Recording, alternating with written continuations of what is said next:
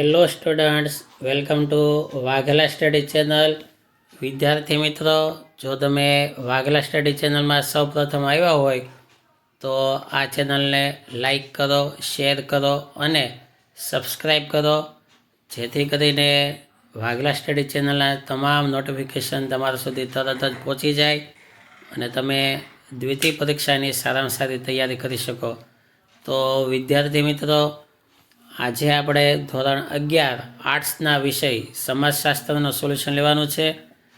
તેમાં વિભાગ એ અને બી, ધોરણ 11 આર્ટ્સ સમાજશાસ્ત્ર. હવે આ સમાજશાસ્ત્ર વિશેની વાત કરીએ તો તેનું પ્રશ્ન પેપર આ રીતે છે. વિભાગ એ, બી, સી, ડી, ઈ કુલ ગુણ 50 રહેશે. વિભાગ એ એમસીક્યુનો છે, ટોટલ 10 ગુણ છે. એમસીક્યુમાં બધા જવાબ ટીક કરેલા છે.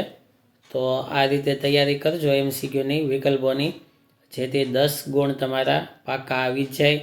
તો દરેકમાં જવાબો ટીક થયેલા જ છે, તો હું વિગતે તેમાં કંઈ નથી સમજાવતો, પણ આ રીતે વિકલ્પો બધા પાકા કરી લેવા. કડકડાટ ઓપ્શન વગર પાકા કરવા. ડાયરેક્ટ સવાલ અને એનો તરત જવાબ આવડી જવો જોઈએ, એ સારી તૈયારી કહેવાય.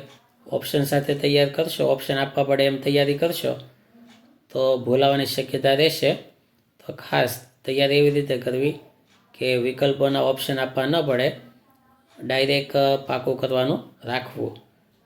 તો આ રીતે સેક્શન એની તૈયારી કરવી. હવે આ રીતે બધા સેક્શન એના પાઠ છે. વિભાગ બી, વિભાગ બી પ્રકરણ, તેમાં એક વાક્યમાં ઉત્તર આપવાના રહેશે. 5 ગુણના સવાલો પૂછવામાં આવશે. તો આ વિડીયોમાં વિભાગ એ અને બી બંનેનું સોલ્યુશન છે અને કુલ ટોટલ ગુણ આપણે જોઈએ તો 15 ગુણનો આ વિડીયોમાં વિભાગ થાય. તો આ રીતે બધા પ્રશ્નો છે અને તેના જવાબો હવે અહીંયા શરૂ આપણે કરીએ. સવાલ માટે અસાઇનમેન્ટ ખુલ્લી રાખવી.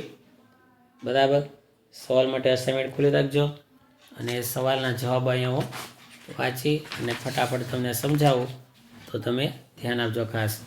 તો વિભાગ બી, સવાલ પહેલો છે પ્રકરણ 1નો. સમાજ અંગેના પોતાના વૈજ્ઞાનિક અભ્યાસને ઓગસ્ટ કાંતે સૌપ્રથમ કયું નામ આપ્યું હતું? તો જવાબ, સમાજ અંગેના પોતાના વૈજ્ઞાનિક અભ્યાસને ઓગસ્ટ કાંતે સૌપ્રથમ સામાજિક ભૌતિકશાસ્ત્ર, સોશિયલ ફિઝિક્સ નામ આપ્યું હતું. સવાલ 2, મેક્સ વેબરે કઈ અભ્યાસ પદ્ધતિ રજૂ કરી હતી? આન્સર, જવાબ, મેક્સ વેબરે આદર્શ પ્રકાર અભ્યાસ પદ્ધતિ રજૂ કરી હતી. સવાલ 3, કાર્લ માર્ક્સ કઈ વિચાર શાખાના પ્રણેતા છે? જવાબ, કાર્લ માર્ક્સ સમાજશાસ્ત્રમાં સંઘર્ષવાદી અને સમાજવાદી વિચાર શાખાના પ્રણેતા છે. સવાલ 4, કાર્લ માર્ક્સે કઈ સમાજ વ્યવસ્થાની આકરી ટીકા કરી હતી? જવાબ, કાર્લ માર્ક્સે મૂડીવાદી સમાજ વ્યવસ્થાની આકરી ટીકા કરી હતી. સવાલ 5, ભારતમાં સમાજશાસ્ત્રની શરૂઆત કઈ યુનિવર્સિટીમાં થઈ?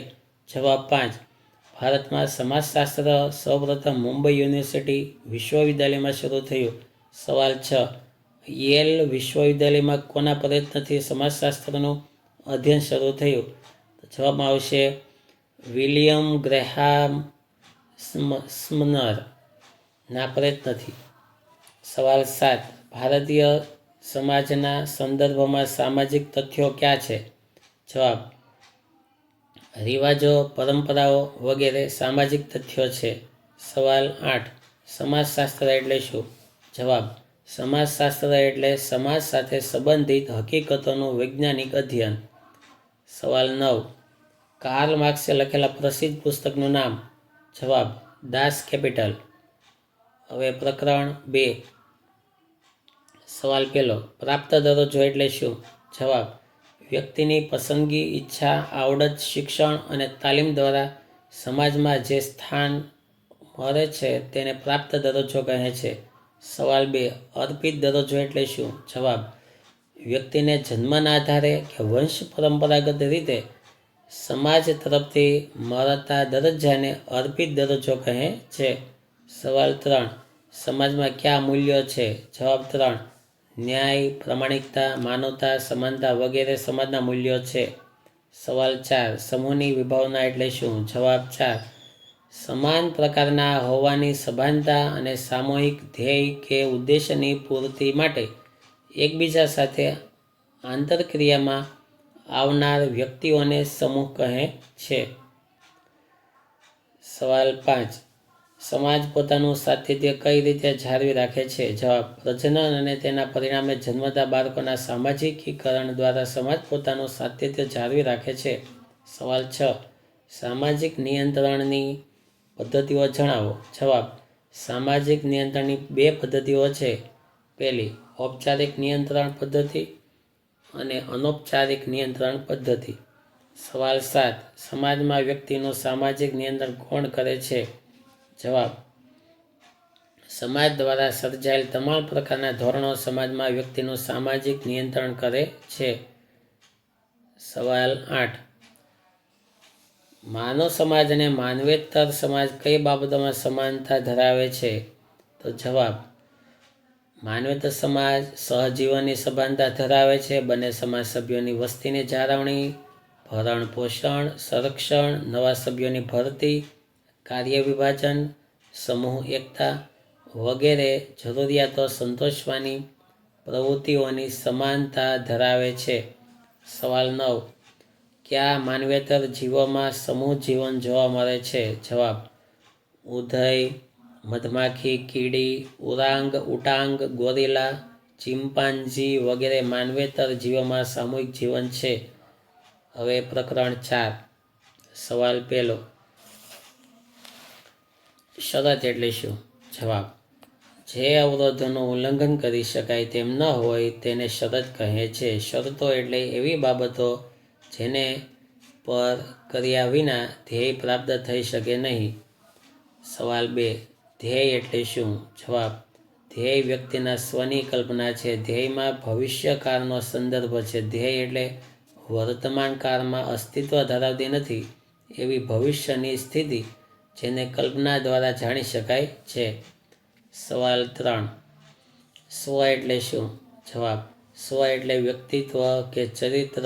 વ્યક્તિનું વ્યક્તિત્વ એ પ્રવૃત્તિ અને પ્રત્યાઘાતનું કેન્દ્ર છે. ક્રિયા કરાવનાર સ્વ છે અને સ્વનું ઘડતર સમાજ કરે છે. સવાલ 4. મેક્સ વેબરના મતે સામાજિક ક્રિયા એટલે શું? જવાબ 4.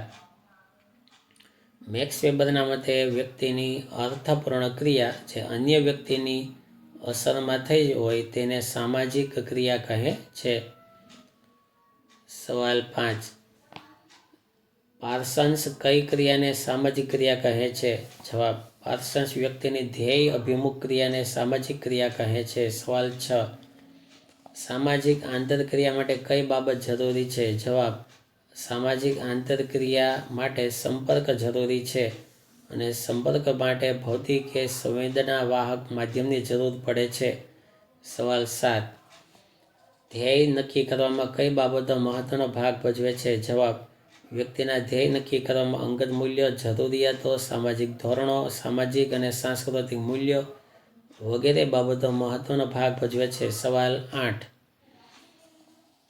વ્યક્તિના સ્વને સમજવાથી કઈ બાબત જાણવા મળે છે? જવાબ: વ્યક્તિના સ્વને સમજવાથી વ્યક્તિની આત્મલક્ષી બાબત જાણવા મળે છે. સવાલ 9. રાજસ્થાન અને હરિયાણા વચ્ચેનો સંઘર્ષ કેવો ગણાય? જવાબ: જૂથ સંઘર્ષ. પ્રકરણ 5. સવાલ 1. સંસ્કૃતિ એટલે શું? જવાબ: સંસ્કૃતિ એટલે જીવન જીવવાની રીત જેમાં સમાજના સભ્યોએ મેળવેલું જ્ઞાન, માન્યતાઓ, રિવાજો, કુશળતા, કલા, નીતિ, કાયદો અને સમાજના સભ્ય તરીકે માનવીએ પ્રાપ્ત કરેલ યોગ્યતાઓ અને ટેવોનો સમાવેશ થાય છે. સવાલ 2. શાળા બાળકમાં કઈ પ્રેરણા જાગૃત કરે છે? જવાબ: શાળા બાળકમાં સિદ્ધિની પ્રેરણા જાગૃત કરે છે. સવાલ 3. સામાજિક વારસો એટલે શું? જવાબ: સામાજિક વારસો એટલે લોકોના જૂથ જીવનની વિશિષ્ટ જીવનશૈલી. સવાલ 4. સંસ્કૃતિહીન શબ્દ કોના માટે વપરાય છે? જવાબ: અશિષ્ટ અને અવિનયી વર્તન કરનાર વ્યક્તિ માટે સંસ્કૃતિહીન શબ્દ વપરાય છે. સવાલ 5. સામાજિકીકરણ કોને કહે છે? જવાબ 5. સમાજની રચના કરતા માનવ સંબંધો માનવીના જન્મથી શરૂ થાય છે અને માનવીના અંત સુધી ચાલુ રહે છે. આ સંબંધોની વિકસતી પ્રક્રિયાને સામાજિકીકરણ કહેવામાં આવે છે. સવાલ 6. માનવ સમાજની અદ્વિતીય લાક્ષણિકતા કઈ છે? જવાબ 6. સંસ્કૃતિ માનવ સમાજની અદ્વિતીય લાક્ષણિકતા છે. સવાલ 7. કિંગ્સલે ડેવિસે આપેલ સામાજિકીકરણની વ્યાખ્યા આપો. જવાબ: નવા જન્મેલા બાળકનું સામાજિક વ્યક્તિત્વ તરીકે ઘડતર કરવાની પ્રક્રિયાને સામાજિકીકરણ કહેવાય છે. સવાલ 8. બાળકો અને મિત્રો વચ્ચેના સંબંધમાં કેવા વાતાવરણનું મહત્વ છે? જવાબ: લોકશાહી અને સમાનતાભર્યા વાતાવરણનું મહત્વ છે. સવાલ 9. રૂઢિઓ એટલે શું? જવાબ: રૂઢિઓ એટલે એવી લોકરીતિઓ કે જેમને લોકકલ્યાણની દ્રષ્ટિએ અને સમાજની નીતિમત્તાની જાળવણીની દ્રષ્ટિએ અત્યંત મહત્વ આપવામાં આવે છે. પ્રકરણ 6. સવાલ 1. સમાજમાં કઈ કઈ સામાજિક સંસ્થાઓ છે? જવાબ: લગ્ન, કુટુંબ, જ્ઞાતિ, વર્ગ વગેરે. સવાલ 2. માતૃસત્તા કુટુંબ એટલે શું? જવાબ: જે કુટુંબમાં માતા સર્વેસર્વા હોય, પત્ની સર્વેસર્વા હોય તે કુટુંબ. સવાલ 3. કુટુંબ કઈ રીતે અસ્તિત્વમાં આવે છે? જવાબ: કુટુંબ જૂથ, લગ્ન, લોહી અથવા દત્તકના સંબંધોના દ્વારા અસ્તિત્વમાં આવે છે. સવાલ 4. કિંગ્સલે ડેવિસના મતે કુટુંબ એટલે શું? જવાબ: એક એવું સામાજિક જૂથ કે જેના સભ્યો પ્રજનન પ્રક્રિયા દ્વારા એકબીજા સાથે જોડાયેલા હોય છે. સવાલ 5. લગ્નના પ્રકારો કયા આધારે નક્કી થાય છે? જવાબ: લગ્નના પ્રકારો પતિ કે પત્નીની સંખ્યાને આધારે નક્કી થાય છે. સવાલ 6. સમલોમ લગ્ન એટલે શું? પોતાના સમકક્ષ અથવા પોતાના જ જૂથ કે જ્ઞાતિમાંથી પતિ પત્ની લગ્ન સંબંધી જોડાય તો તેને સમલોમ લગ્ન કહેવાય છે. સવાલ 7. પ્રતિલોમ લગ્ન એટલે શું? ઉતરતી જ્ઞાતિનો ગણાતો પુરુષ ઉચ્ચ જ્ઞાતિની ગણાતી મહિલા સાથે લગ્ન કરે ત્યારે તેને પ્રતિલોમ લગ્ન કહે છે. સવાલ 8. માતૃસત્તા કુટુંબમાં વંશની ગણતરી કોના નામથી થાય છે? જવાબ: માતાના નામથી થાય છે. સવાલ 9. રાજકીય સંસ્થાના પ્રતીક કયા છે? જવાબ: રાષ્ટ્રગીત અને રાષ્ટ્રધ્વજ એ રાજકીય સંસ્થાના પ્રતીકો છે. તો આ સાથે સેક્શન A અને B અહીં પૂરો થાય. આર્ટ્સનું સમાજશાસ્ત્ર છે. ખાસ તૈયારી કરજો. હવે આગલા વિડીયોમાં વિભાગ C, D, E આવશે. તો આવતીકાલના વિડીયોની રાહ જોજો. Thank you very much.